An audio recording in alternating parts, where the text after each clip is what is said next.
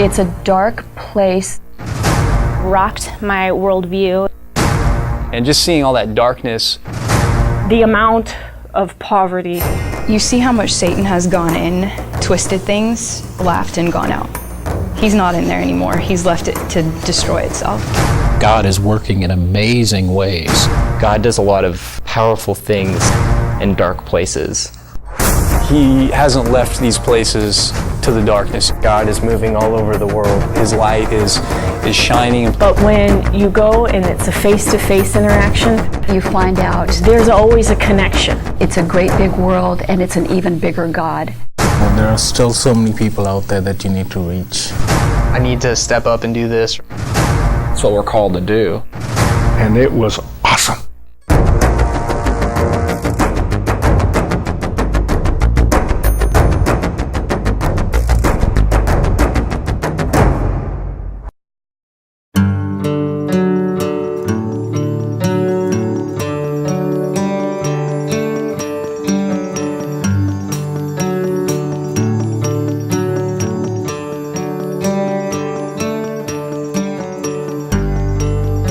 And we did a lot with the Light the World Church.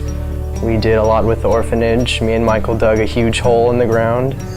And there was just a lot of relationship building. Real and Joe had me and Wesley dig holes all day. It was one big hole. It wasn't that bad. Well, everyone was inside painting. I've maintained a close friendship with Pastor Wilfred and a number of others in Uganda. They're just very uniquely equipped to do an amazing work in their country. And I feel like it's a privilege and an honor to come in and work alongside of them and encourage them in what they're doing. We were working with an orphanage called Mercy Child Care, so we helped out with that and just to build those relationships. They want to have this village self-sustainable, so they're not always having to go and raise money. So they want to have farming, agriculture, where they can raise food. I know with the village that they're building, they're hoping that they can have a school and they grow their own crops and stuff like that. And not all of these children are without families. They have families that just can't take care of them. And so they're empowering these families in one way or another to be able to take these children back and not to just be an institution to raise these kids. And so they work in conjunction with other ministries in the slums to help empower families to start businesses. What the church has done is set up a program where they provide micro loans to these women and teach them a skill, or at least give them the opportunity to create a small business for themselves. And then they slowly pay back the loan that the church has given them, but then through that, the women become self-sustaining in whatever business they've started. We did kids camp for 1,000 children, and then we tried to feed them, and it was mass chaos. Kids come up to you, grabbing on your pant leg, begging for food. And watching the kids who maybe hadn't eaten in a few days and thinking they might not get some food, just that how really almost out of control it got. And I lost it. I started crying, and I was like not helping my team at all. I'm like, I can't do this. I wanted to run. I just remember the one kid that we got to see like at the end that his mother had brought him in, and she thought he just had a rash, and that wasn't the case. He had HIV, and he was probably gonna die. So that was like one of the hardest, I think, for me. I asked God to break me and to just help me to love others the way that He loves us. And so that really changed my life, because when you do that and you go to another country like that, it just really, it really impacts your life. I mean, there's no way you can get around that.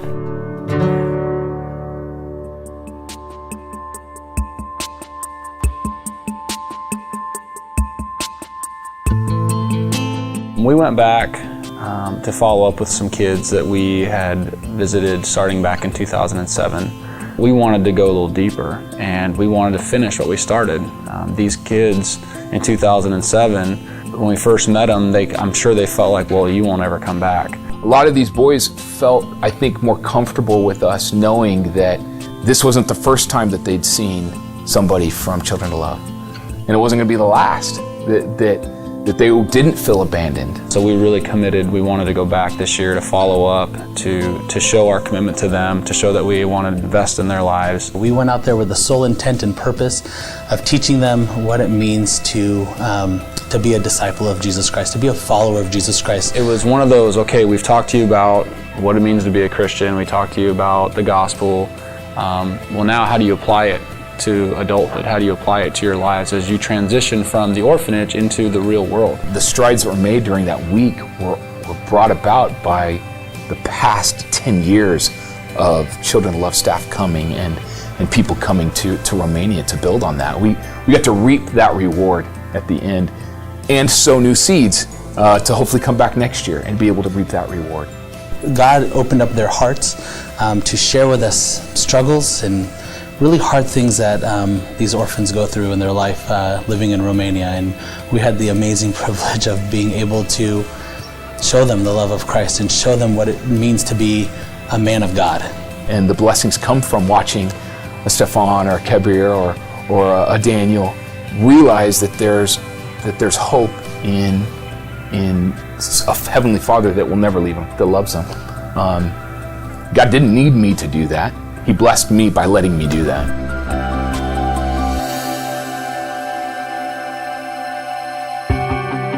Living Water International is a ministry based in Houston that drills freshwater wells and repairs freshwater wells in 24 countries around the world.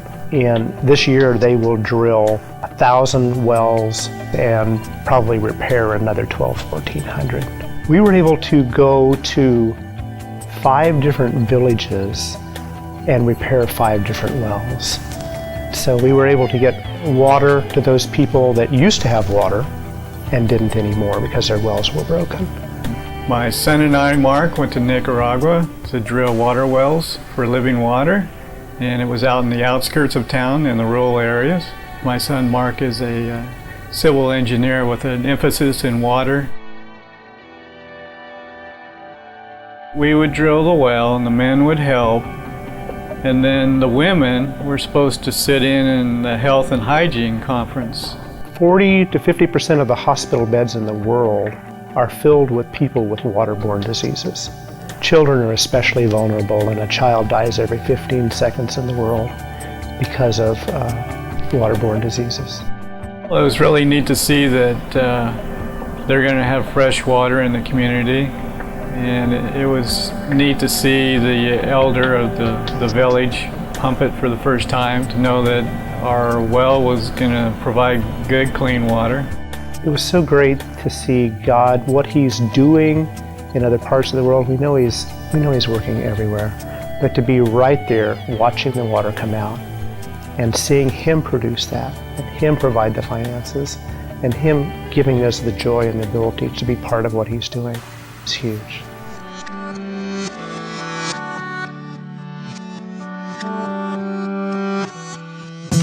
Yeah, Cru, its mission statement is just living and speaking the gospel here and around the world. And so it did start, it started in the United States, it started at UCLA, and through then has gone around the world. And their purpose is to reach college campuses, to reach students on the college campus. Cru has a small ministry in the city that we were in, and there's a husband and a wife and their children, and then another girl who's a stinter. They're all from Australia, and then they have some national staff there who are from East Asia. It was just learning how to disciple people and learning how to ask those questions about not just what they think about God or what they think about religion, but learning about them and bringing them, by asking them questions, bringing them to a place where they can see the gospel and they can see Jesus and they can see where Jesus fits in their life.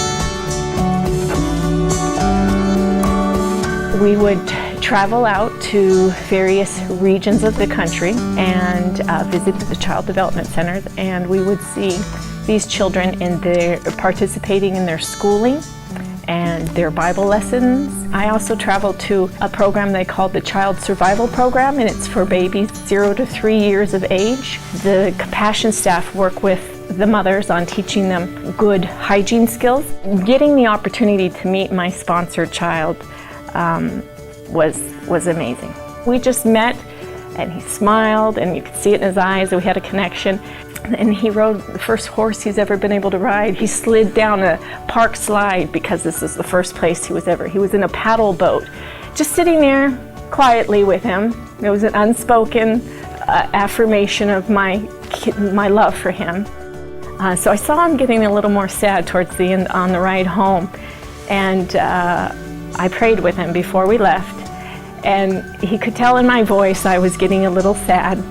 And he started to cry, and I could tell that we had a moment, and he thought, I think from his perspective was, here's somebody who lives on the far side of the world who loves me, and isn't that like our God? And I tried to share that with him, that we may be different, we may be far apart, but he loves us all the same.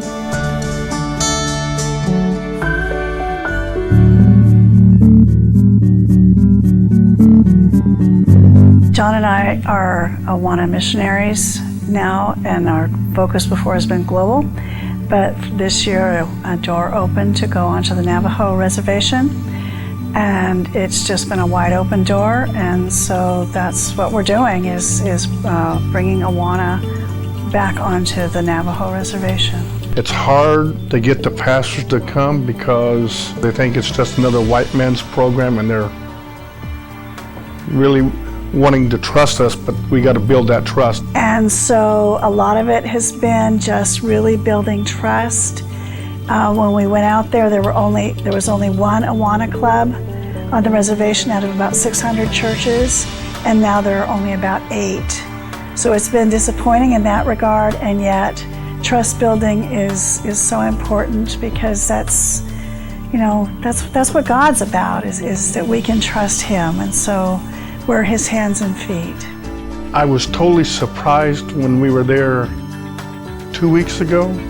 There was a big celebration on the reservation, and the Navajo Nation president was there just to speak, and he totally just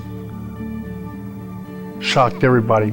He's been reading his Bible for the past 3 years, and he said he's become a Christian, and he spent the next hour telling the Navajos how they need to accept Jesus Christ as their Savior. There was a lot of shocked people. Everybody was expecting a political statement, and all he did was talk about Jesus Christ and getting your life right with Him. And it was awesome.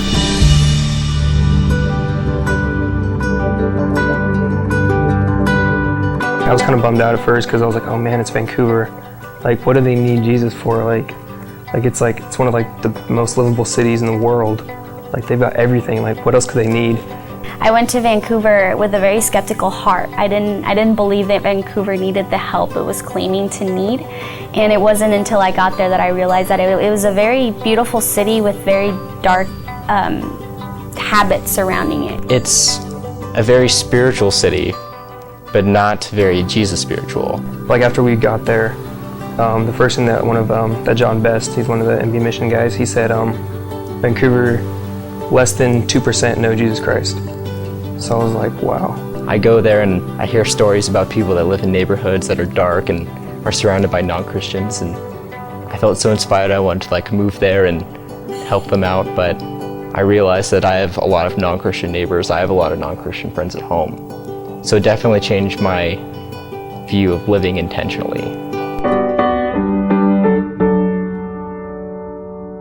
This summer I went back to India because my sister and Amy and I had developed this little pipe dream that we could go and be the hands and feet of Christ as a family member at the orphanage rather than being hosted so much.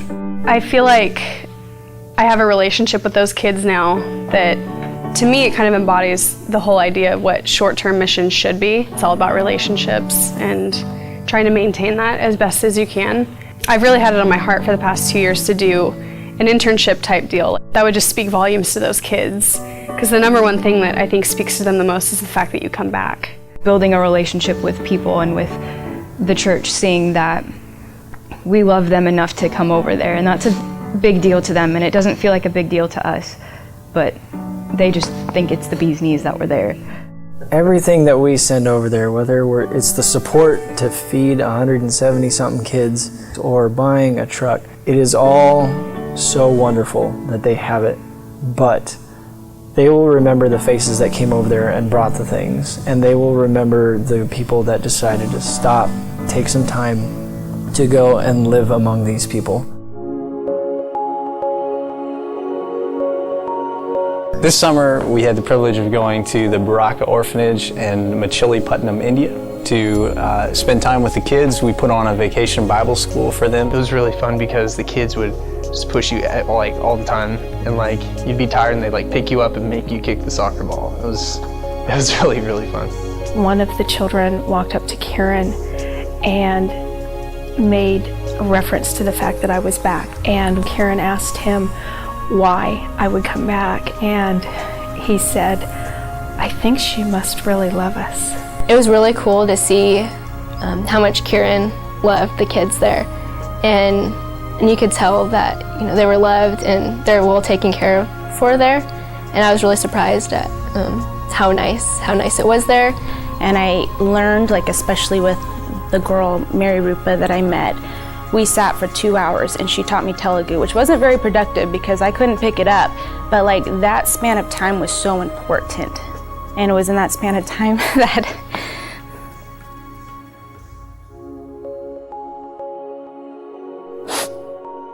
God has definitely opened my eyes. In the midst of all this darkness, in the midst of, you see these kids that have very similar stories to Mary Rupa's, and yet you step onto Baraka Ministries, onto the children's home, and there is just so much light. You send this hope to where they would be dead if they didn't have this place. After I shared my testimony with the kids, I was talking to Kieran about it. One of the girls came up to me and put her hand on my cheek and said, "Jesus is our Father." He looked at me and he said, "You came all this way and you sacrificed a lot to be able to tell those children that Jesus is their Father, and that's the difference you've made." And I just started crying. Giving my testimony was probably one of the single greatest experiences of my life, because missions is something really close to my heart, and spreading the gospel is, and I've never actually had the opportunity to lead people to Christ, to say a prayer with him like that, and that was the first opportunity I had, and it was really, really positive, and I was scared to death doing it. I thought, what if I don't get any reception? What if I don't get any responses? But it didn't turn out like that. It was just an amazing experience overall. During one of the prayer sessions or worship sessions after that, a boy by the name of Prabhu Deva came up to me and said, "Ryan, can I pray for you?" And I was all, that's awesome. He just gets his faith, and I was just really thrilled about that. That was my high point.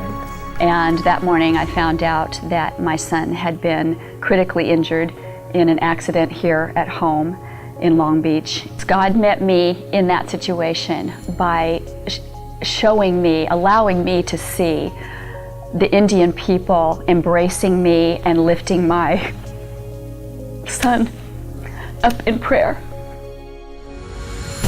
This is global, and to come alongside and realize God is working in amazing ways. He doesn't need me to go do what Bogdan can do in Romania, or Kieran in India, or Wilford in Uganda. He doesn't need me to do those things. And in fact, I can't do those things. But I can bring encouragement, I can bring love, I can bring care, I can bring compassion, and I can bring service, and I can bring value to them as part of the family of God. This is a family of God. 10 years from now, or 5 years from now, or 20 years from now, they will look back on the time that those people came from America and told them about Jesus.